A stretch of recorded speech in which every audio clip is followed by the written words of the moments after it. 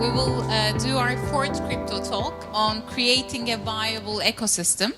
And we have three valuable speakers. First, Mr. İsmail Hakkı Polat from Kadir Has University, Mr. Turan Sert from Evrato, and Mr. Serhat Aydın from Bundle.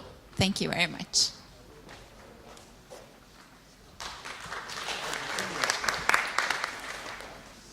Well, please, welcome. Thank you very much. We're almost lagged around 1 hour, so that I believe this is the last panel before the end.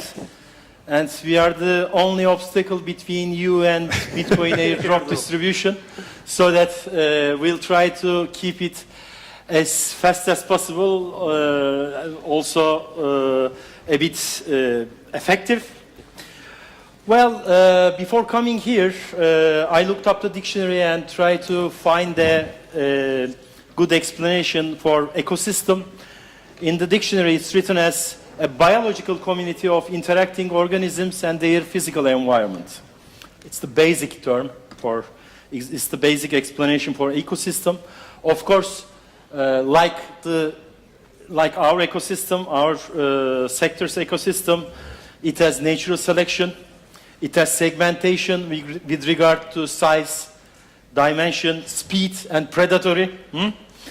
And also, plants and animals, or the wild environments, also form a value chain, like ours.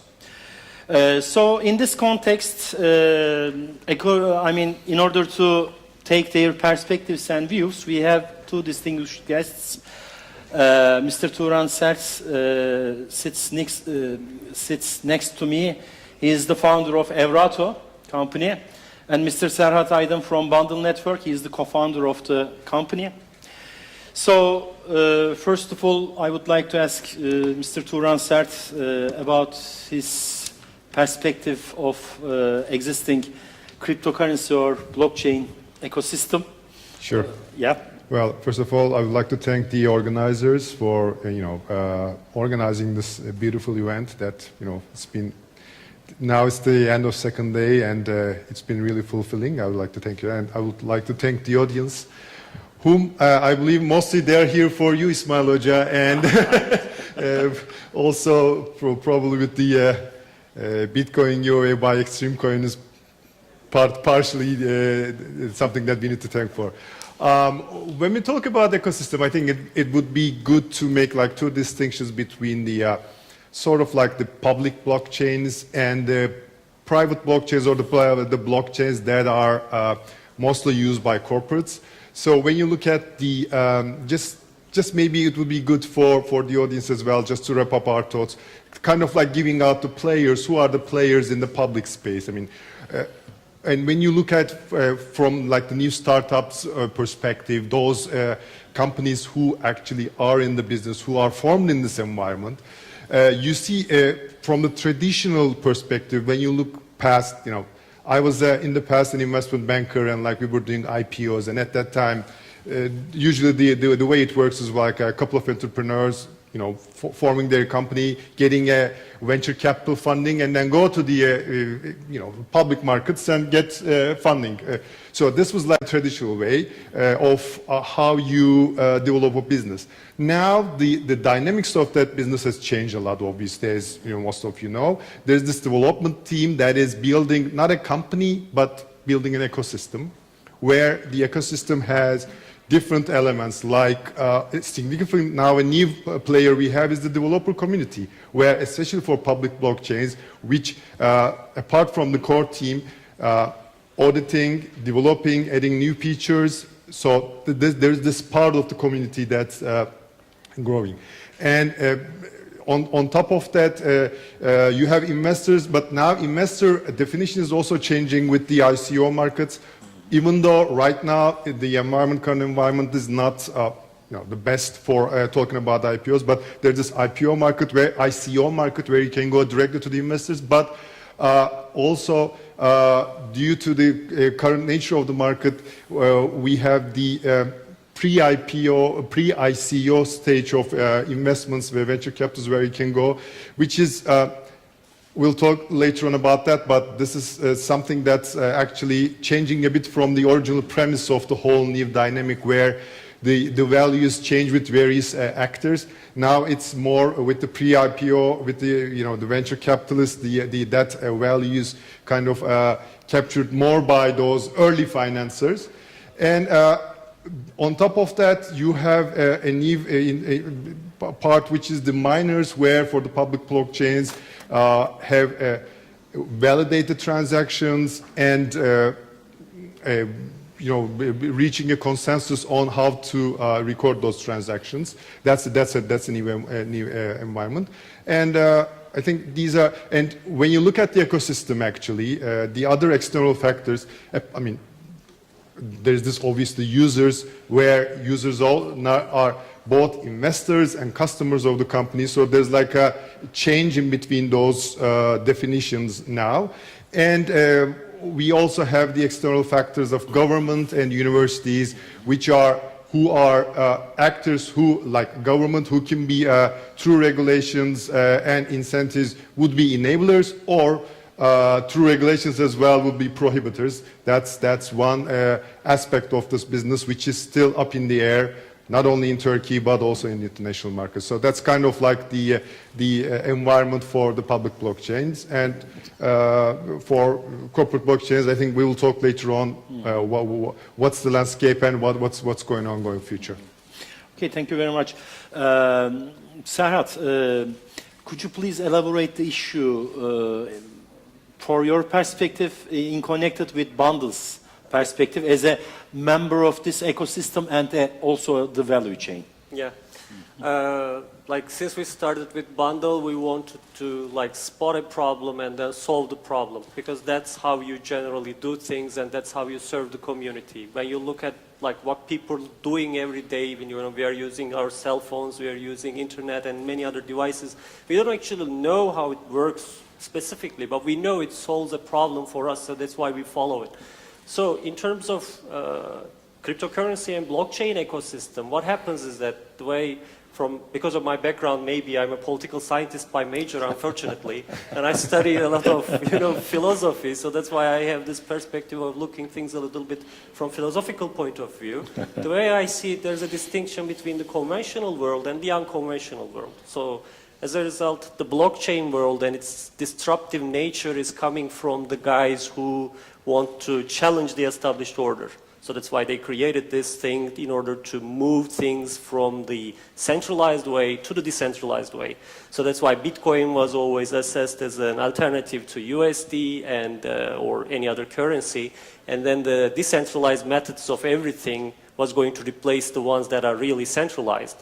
Maybe we set the things really very high in terms of targets, and the ambitions were really very big. So that's why the flow of things so far is kind of disappointing. It didn't happen, not yet, and it's happening very slowly. So that's why we are considering what's going on, what's wrong, why did it happen already. But the way I see it, there are many, many different players in the game. Some of them are played well and did well, some exchanges, some very beautiful, successful startups, and some jurisdictions, I should also say, Japan, Switzerland, and Malta, for example, they did their job well, and then they're kind of getting the benefit out of it. They have a lot of, competitive advantage in these days. And then there are some followers who didn't do their job very well, and the ICOs, as the last panel suggested, like half of them are dead, and some projects didn't deliver because they were supposed to deliver. That was the expectation from them. So that's why the way, in general, I see it is that it's evolving. Just like an ecosystem, as you said, it's a part of our culture now. We created it, we are living with it, and we are supporting it in order to evolve, in order to develop it up to its fullest potential. And it's on the way. Of course, it's falling down, it's gathering up, and then running again, and then falling down maybe in a couple of more times, and it's going to be tough. But in order to create a viable ecosystem which is going to benefit most of the society, each and every party needs to work very hard. What about the bundle? I mean, what kind of problems or what kind of opportunities, pros and cons or Bundle risks suggests. you Yeah. have I mean, experienced? For the people who doesn't know Bundle Network, I'll make a quick introduction about what we do. We are on the trading side of the cryptocurrency world. People have different exchange accounts, like 5 or 10 different exchange accounts, and it's a hard thing for them to manage. So what we do is that we create one platform which is connected to different exchanges in order to make people like simplify the trade for them. So they will have only one account with Bundle Network and will be able to buy and sell in different exchanges. And it's very convenient. It's going to be useful for them that they won't have to deal with the KYC AML situations. They are going to, gather all of their portfolio in one place and then follow everything in a, beautiful order. And it's going to be also useful for the startups because, as you said, your coin is going to be token is going to be on Cryptopia, if I'm not mistaken.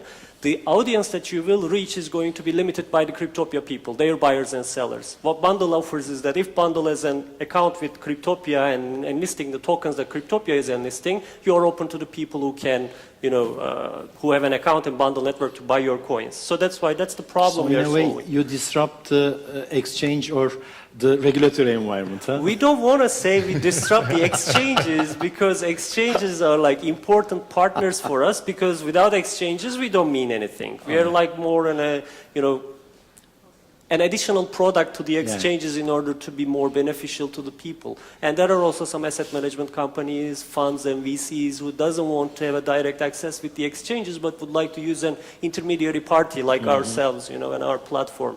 We are developing it. You may check it online, and that's so far we came. Hopefully, we will deliver by the end of this year. Okay. So, of course, regulators are a part of this ecosystem. And, I mean, in my vocabulary findings, it looks like the human predators in the jungle. So that maybe we can talk about a bit, and we can elaborate the regulatory part of it, because there should, to create a viable ecosystem, we need a balance between regulatory and disruptive approaches. We need to find a balance.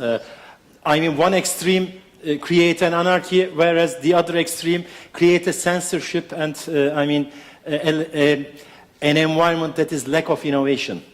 So that, how do you foresee the future and what kind of actions or solutions you would like to emphasize? First of all, we should all understand, and I think everyone knows here, that we are at the very, that has been, pronunciated many times in other panels as well, that we are actually in the very early stages of this development. And as it's a very early stage of this development, the governments themselves, they are trying to understand it, and they obviously they have like other agenda, and that's not necessarily one of their priorities, and that's normal. And I think it's slowly coming to their agenda as the investment into this area is growing, and governments now trying to understand how they can benefit from that new paradigm. And the benefit could be in different ways, right? One is obviously the tax that you can get to benefit for your own revenue, but also in terms of creating jobs for your people. So we see that there is already a competition going on around some governments who are, kind of like be in the forefront of this whole new race, I must say. So it's up to the governments to actually decide on what they're going to do. I mean, there are like two approaches that they can get. One is be defensive and like trying to contain it, trying to regulate it as much as possible, which I don't necessarily think is the right way to do. And I mean, we need to understand that we are in a global market, like everything is moving very fast, and I don't think there will be a concerted across the globe effort to kind of suppress those investments and those activity, which means if a single government tries to do things that will kind of like dampen the activity in one country, the flow will go away to another country. So it's really hard to actually contain it. So I think the governments, the regulators, the regulatory bodies, the agencies, what they need to do is trying to understand it, not necessarily go fast, just look at the other examples and try to find ways to establish a framework to nurture the investments in their area. And if there's a need for them, if there's a capital need for those governments who need a capital, like Turkey, for example, creating the proper legal environment where you can have capital flows in terms of investments and funds to come and trade in the exchanges in Turkey could be one way for them to go. And you know, this is, I think, the framework and the approach that governments should take. Thank you. Serhat, I think you have a very interesting story as a bundle about to find the country Right jurisdiction. to form your, yes, to legislate bundle in a legal way, so that there are some crypto-friendly countries and there are some, let's say, some heavens. Not so friendly, yeah. Yeah, so I think you traveled a lot to find the country. So could you please tell us your story and, I mean, what kind of an ecosystem the countries right now have and what should it be for you or for the ecosystem, for a viable ecosystem, let's say? The journey of Bundle took me to more than 20 countries, I guess, you know, all around the globe. So it was a really very funny experiment. It was tiring, but it was beautiful. I'm happy for it. And the way I saw it, like we started with Switzerland. That was one of the first points that we, you know, spots that we wanted to be, because it was considered to be a heaven back then. But they specifically told us it's not a wild, wild west. Don't come here and, you know, do the ICO and then gather the money and don't deliver. You know, it's just... they are careful, they are watching, they are watchful, they are not letting you do, you know, whatever you would like to do because you're raising funds and gathering people's money. And when money is at stake, well, it's just something important. You should pay attention to that. So that's why there are some countries which are really advanced in that level. They are always in close communication with the startups, with the all the developers themselves and the CEOs and the conventional people who are trying to, you know, move these things ahead, and they see the opportunity that there might be something happening. Even if it doesn't happen, they would like to try that. So that's why there's this culture of let's try this, if it works or not. It even helps people to, you know, say that we have a product like this, we would like to raise some funds over here, and then we will deliver our product, and then it's going to be a useful thing for everyone.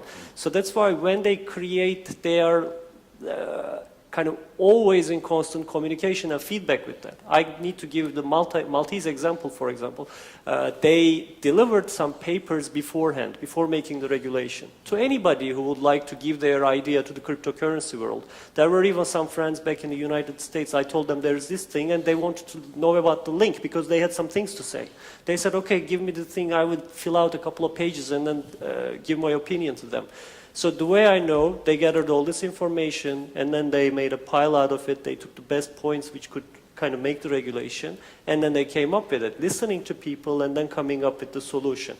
Because one way which is really very terrible, like for the legislative and the regulators' point of view, is that people's creativity is always out of boundaries. You know, they come up with a rule and then people find a way which doesn't fit in over there, you know, and then they say, what are we going to do? We need to come up with another rule for that.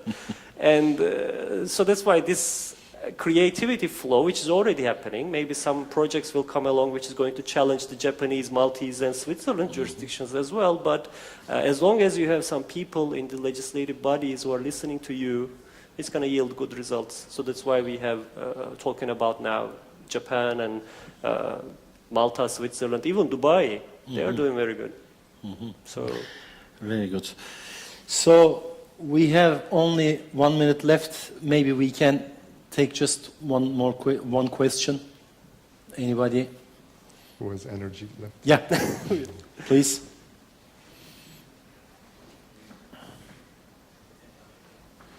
My question is for Said. I understand from what you said before, Bundle Network is not classified as an exchange. Am I right? Because from a asset management company's point of view, if they manage to de-associate themselves from dealing with the crypto economics or token networks, that means that bundle network is not classified as an exchange itself. No, it's not. It's not. It's an intermediary party which is connected to the exchanges, which is going to enable the trade easier for you. Bundle deposits funds in the exchanges to enable you the best prices in the market instantly, because the prices are always fluctuating and you would like to get the best prices in the market, which everybody wants to do that. So what we do is just an intermediary party in between the user and the exchange. User has an account with us and have benefit of reaching those exchanges. Fair enough. Thank you. Our MVP is ready, by the way. Our videos are on the web page. If you would like to check it out, you're more than welcome. I'll definitely do. Thank you. Thank you. Yes. Oh, another 9 minutes has started, so That's good. do we have 20 minutes or 10 minutes more? Well, Airdrop. Timing. okay, that's why I speeded up the session.